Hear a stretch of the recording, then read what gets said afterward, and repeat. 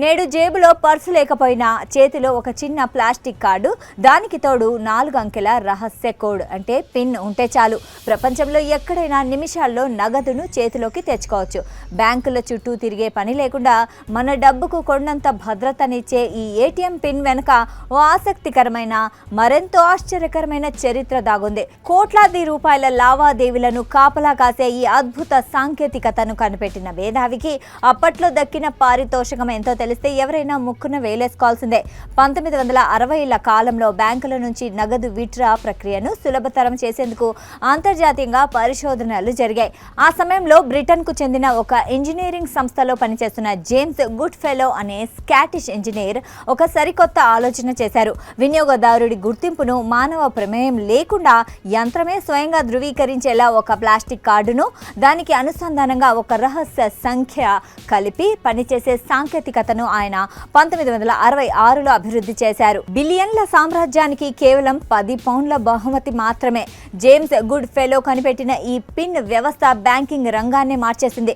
నేడు ప్రపంచవ్యాప్తంగా లక్షలాది ఏటీఎం కేంద్రాలు ఈ భద్రతా సూత్రం ఆధారంగానే నడుస్తున్నాయి. కానీ ఇంతటి విప్లవాత్మక ఆవిష్కరణ చేసినందుకు గాను ఆ రోజుల్లో ఆయన పనిచేస్తున్న సంస్థ ఆయనకు అందించిన బోనస్ ఎంతో తెలుసా?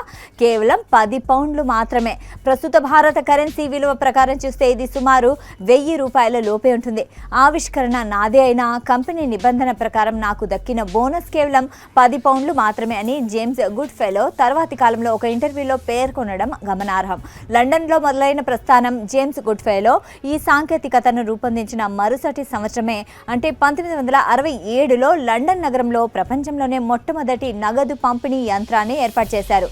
ఆ తర్వాత ఈ సాంకేతికత ఖండాంతరాలు దాటి విస్తరించింది. 1973 జూన్ 4న ఈ వ్యవస్థకు అమెరికాలో అధికారికంగా పేటెంట్ లభించడంతో ఆధునిక ఏటీఎంల యుగం ఊపందుకుంది. భద్రతకు కేర్ ఆఫ్ అడ్రస్. నేడు మనం ఏటీఎం సెంటర్కు వెళ్ళినప్పుడు తప్పుడు పిన్ నంబర్ను వరుసగా 3 సార్లు నమోదు చేస్తే కార్డు బ్లాక్ అయిపోతుంది.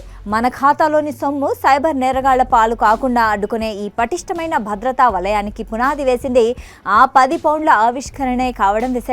ఆర్థిక రంగాన్ని డిజిటల్ వైపు నడిపించిన ఈ స్కాటిప్ మేధావి సేవలను గుర్తించిన బ్రిటన్ ప్రభుత్వం 2006లో ఆయనకు ప్రతిష్టాత్మక order of the British empire గౌరవాన్ని అందించింది. పారితోషికం చిన్నదైనా ఆయన అందించిన సాంకేతికత మాత్రం ప్రపంచ మానవాళికి అందించిన సేవ అమూల్యమైనది అనడంలో ఎలాంటి సందేహం లేదు. సాక్షి టీవీ ప్రసారాలను నిలిపివేయడం చట్టరీత్యా నేరం. సాక్షి టీవీ ప్రసారాల కోసం మీ స్థానిక కేబుల్ ఆపరేటర్ని వెంటనే సంప్రదించండి. డిటిహెచ్లో, ఇంటర్నెట్లో కూడా సాక్షి టీవీ ప్రసారాలను వీక్షించవచ్చు.